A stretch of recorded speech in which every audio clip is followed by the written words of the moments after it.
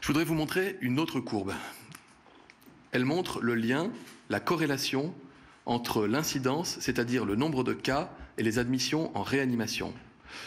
Jusqu'ici, les deux courbes étaient plutôt parallèles, décalées d'une dizaine de jours, c'est-à-dire que pour 100 patients malades, il y avait un certain nombre de patients qui allaient développer une forme grave, justifiant une admission en réanimation. Depuis janvier et la circulation des variants, la proportion de formes graves a augmenté sensiblement dans plusieurs régions, notamment l'Île-de-France, les Hauts-de-France ou la Provence-Alpes-Côte d'Azur.